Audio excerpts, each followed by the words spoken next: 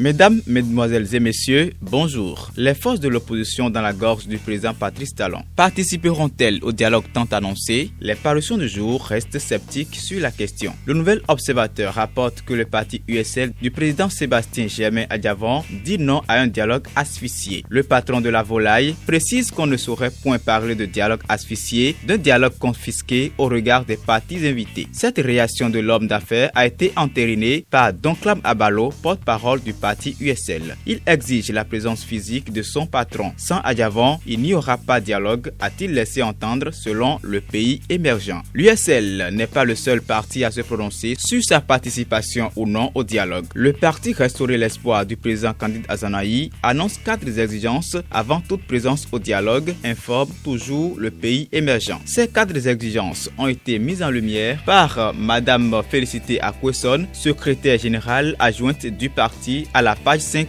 du journal. Elle parle de la réhabilitation de la mémoire des victimes innocentes, de la libération du pouvoir législatif, du rétablissement de la démocratie, de l'état de droit et de la réconciliation de la nation. Les forces Kori pour un Bénin émergent sont également dans la danse. L'Indépendant informe à propos, supposé préalable pour le dialogue politique du 10 octobre, aucune correspondance des FCBE n'est parvenue au gouvernement. C'est une clarification du ministre Orunla. Pendant ce temps, Soleil Levant laisse transparaître une probable absence du président Patrice Talon des assises et constate que Victor Tokpanou et l'Église catholique pourraient conduire les débats. Finalement, le quotidien 5 minutes annonce que l'opposition prépare un contre-dialogue. Selon le journal, pendant que les partis invités par le gouvernement seront au palais, l'opposition rassemblée autour de l'ancien président Nicéphore Dieudonné Soglo va organiser la contre-attaque dans la même durée du 10 au 12 octobre à Cotonou. Que va-t-il se passer dans cette période? Affaire à suivre. Direction Abomey-Calavi avec l'Écho quotidien réunion des maires noirs d'Amérique à Alabama aux États-Unis. Brillante participation du maire Georges Bada qui a présenté une communication très appréciée. Georges Bada qui suscite donc l'admiration à l'international. Soleil Levant jette les projecteurs sur les retombées de la participation du maire à cette réunion aux États-Unis. Il s'agit entre autres du jumelage de la ville de Tuskegee avec